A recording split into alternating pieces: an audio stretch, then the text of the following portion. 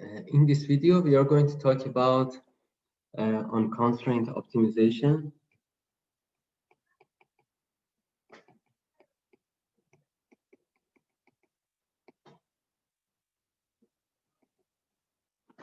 Just a quick recap about what we discussed in the previous lectures.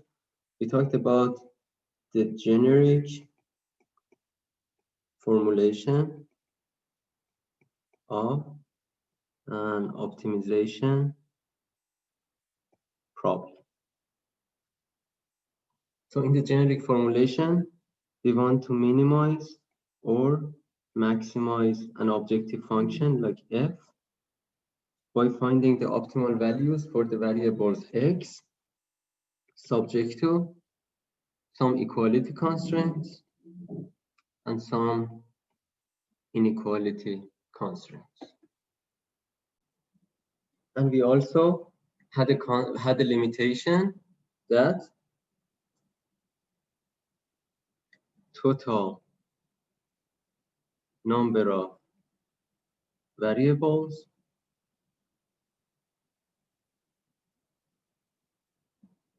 should be greater than the number of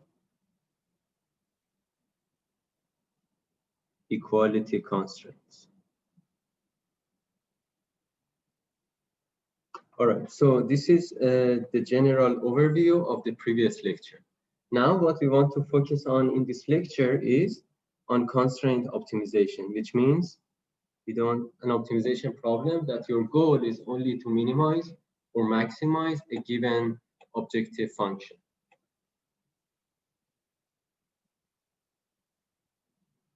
So the mathematical formulation for unconstrained optimization is to find a solution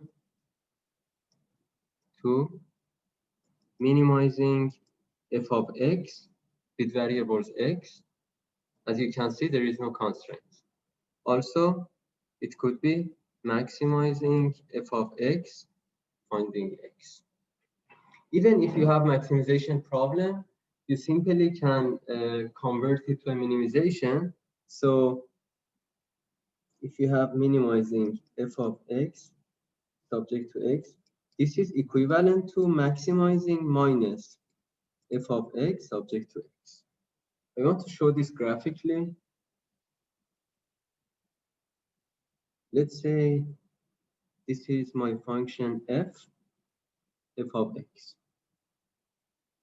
So, and assume that here is where minimum value of x happens. So this is x star where the minimum point of f of x happens.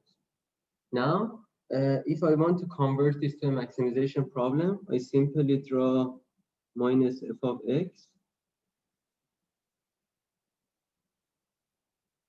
So the maximum point for minus f of x is happening at the same x star as f of x, as minimum point for f of x. So these two problems are equivalent. So now the question is, if x is a vector of x1, x2, xn, which means we have n variables, then what is the necessary condition for a point to be the optimal point, to be the minimum point for this function? We call that condition first order or necessary condition. Mathematically, it's similar to the one-dimensional case that you have seen in calculus. It's finding the gradient of f at the optimal point. We show the optimal point by x star.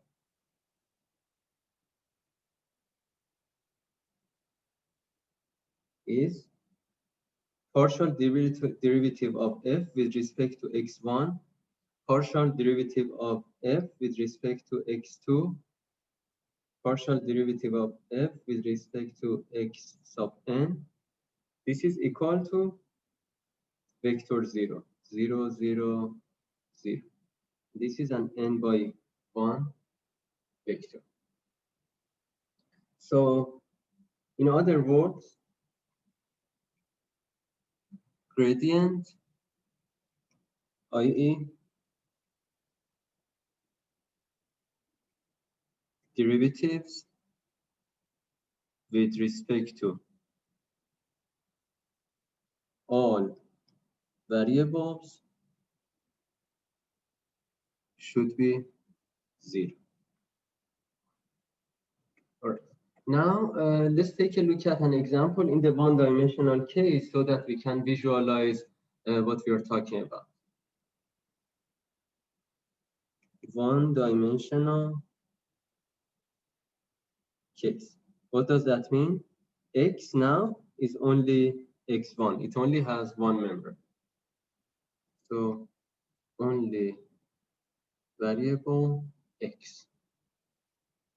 So in this scenario, we only need to make sure that derivative of f with respect to x at the optimal point is equal to 0. But now there is a problem. This is not going to only hold for the global minimum or the global maximum.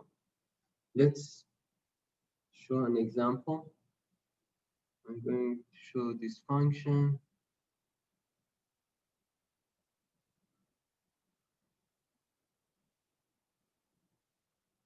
All right.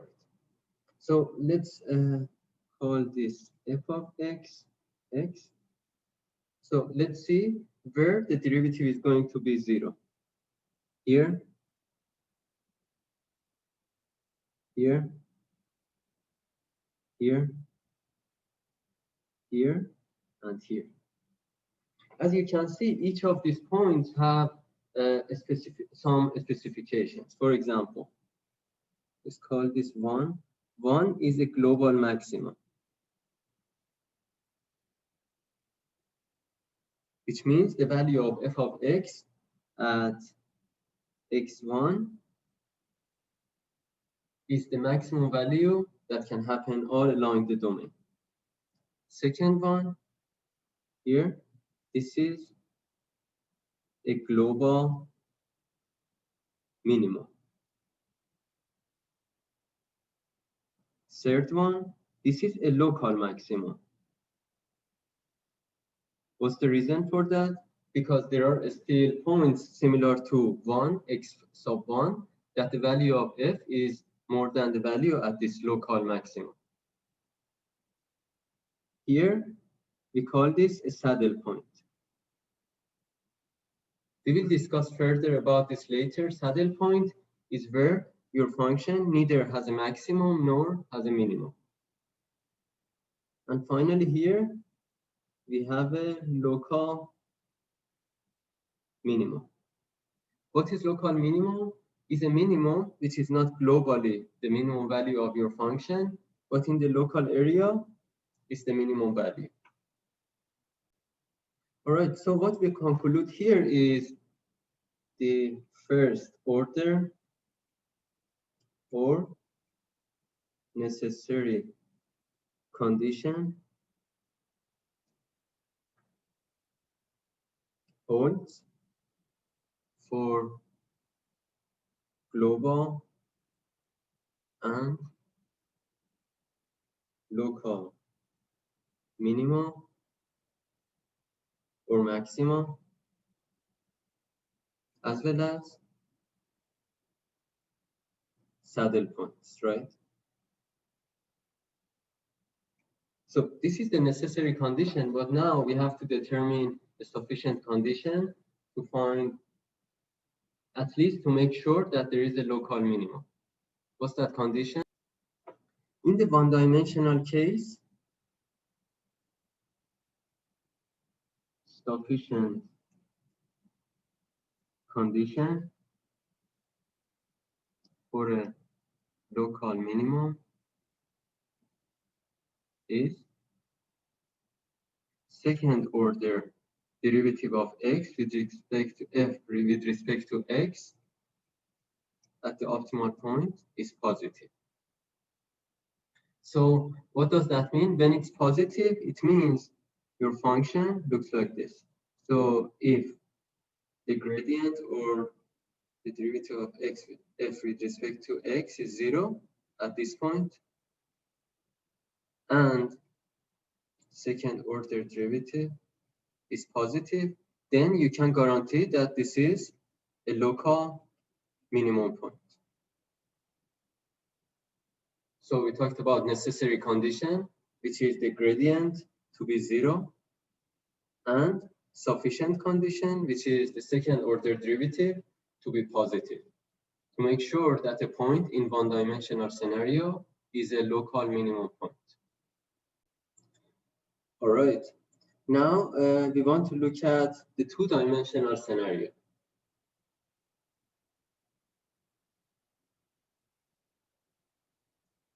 In the two-dimensional scenario, as you can see, your function, this is the value of your function, f of x1 and x2.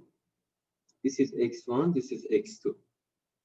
And this is the illustrative representation of your function. So the gradient, as we mentioned, is derivative with respect to all of the variables. Here we have x1 and x2. So the derivative at each of these points should be 0. All right. So the gradient corresponds to a vector, and at any point represents the direction in which the function will increase or decrease the most. So in this scenario, for example, here, the gradient is 0 for both of them. Here, the gradient is 0 with respect to both x and y. And you can also see graphically that these points are the local or global maximum or minimum. There is another one here, another one here, and another one below this part.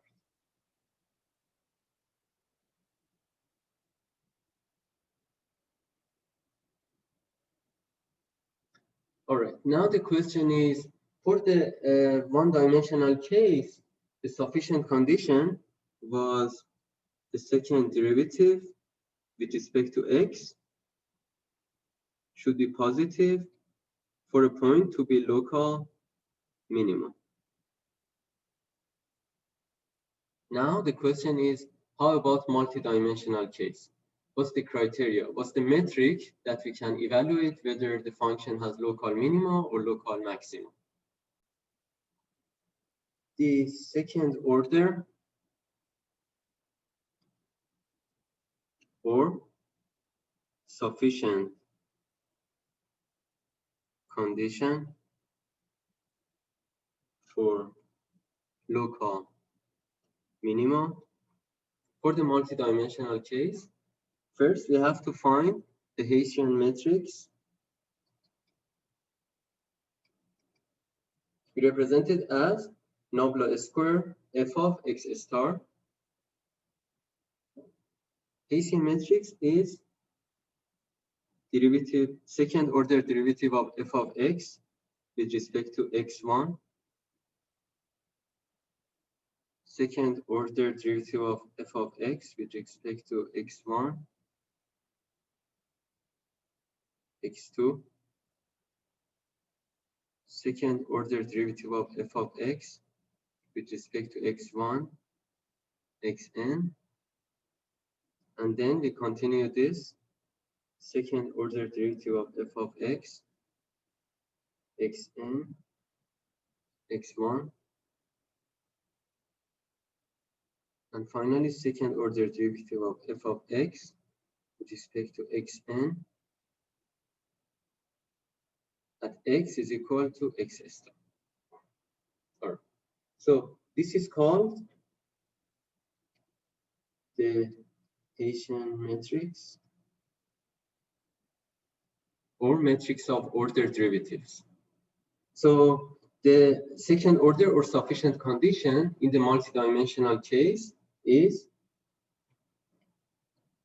Hessian matrix should be positive, definite. In other words, all eigenvalues of this matrix should be positive. So this is just just an introduction. We are going to talk more about eigenvalues and positive definite, positive semi-definite in the introduction to linear algebra part of this course. So next few lectures, in a few lectures, I'm going to talk about a brief introduction to linear algebra concepts that you need to understand these matrix operations. So before I provide a recap about this lecture, I want to mention another fact. There are no general conditions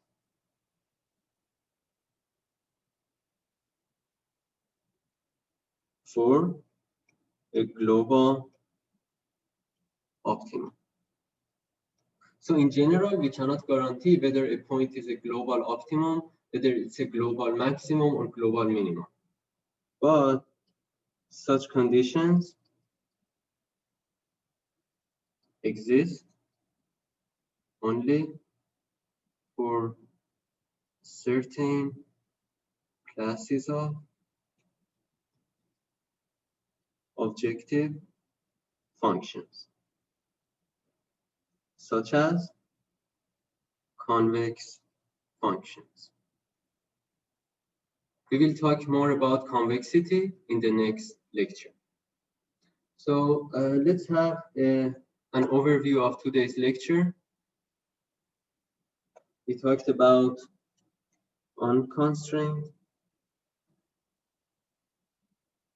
optimization. Then we talked about two conditions that should be satisfied for a point to be the minimum or maximum point in the function.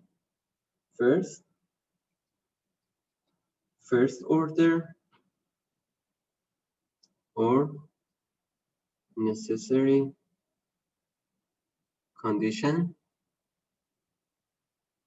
gradient of f at the optimal point, which is derivative of f with respect to x1, with respect to x2, with respect to xn, should be equal to 0, 0. Note that x is a vector of variables. So this is the first order or necessary condition. What was the second condition? Second order or sufficient condition for local minimum.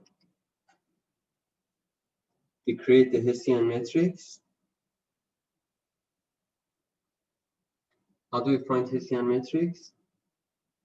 Second order derivative of f of x, x1, x1, xn,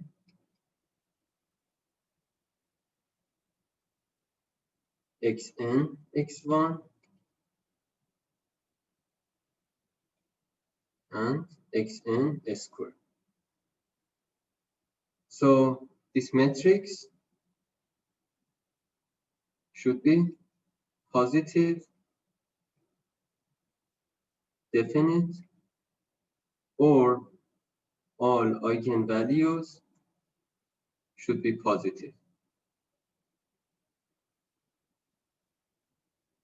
So first order or necessary condition for a point to be local minimum or local maximum. Second order or sufficient condition for a point to be local minimum or local maximum.